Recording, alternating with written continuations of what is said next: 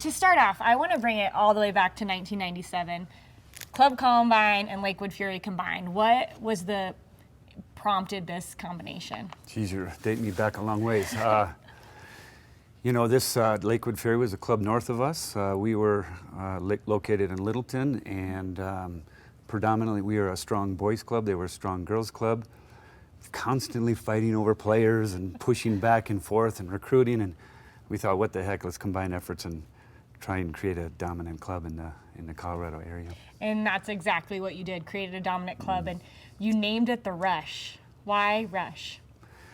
Don't ask me, ask Dave Dingerink. He was a coach in our club, a very creative gentleman. He came up with this name. I love it because it has so many meanings to it. It has some action, and I like that it's one syllable and you can do some fun things with it. But it's become a pretty strong name in soccer in the United States. So you say that it brings up some meanings to you. What are some of those meanings that Rush come to mind when you think Rush? Well, shoot, you know, it has action. It has almost a connotation from the early '60s, the '70s of, you know, an adrenaline, and I think that's what kids like. You know, you got an adrenaline out there, and it feeds you, and you work off of it. So the name has got a good connotation, a good synonymous connection with the sport. You talk about the dominance, and really on the girls' side, 11 national championships.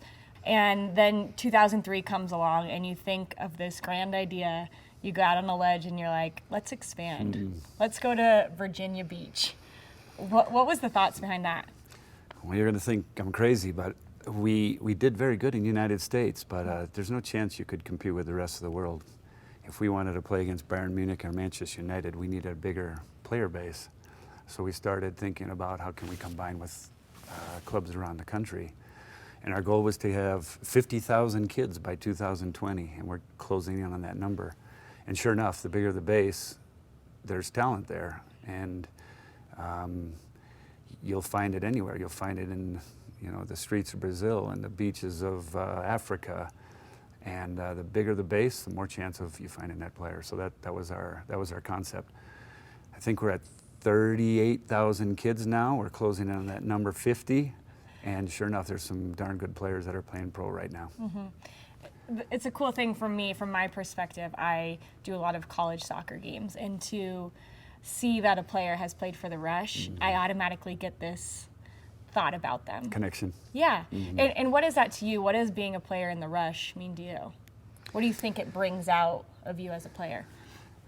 Well, you know, for me, in my you know, stage in my life right now, you know, sure, I connect with the players. I connect with you as an alumni, and the players that are coming this afternoon to join forces.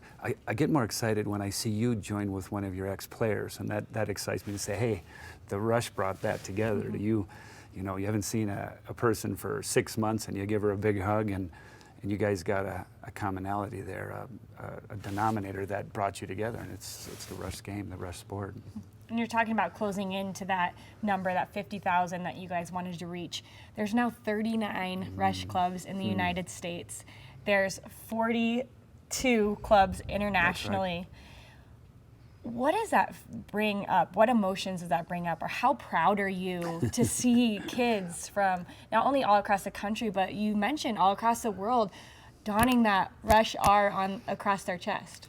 You know, it's amazing. I cannot believe when I, you know, get a social piece coming my way, something from Facebook or, you know, Snapchat or whatever, and you see a kid in Brazil or Africa, and they're wearing the Rush logo, and it's just amazing to know that these kids are connected, which probably couldn't happen 10, 15 years ago, but now with emails and video and phones, these kids are being connected. It is really special.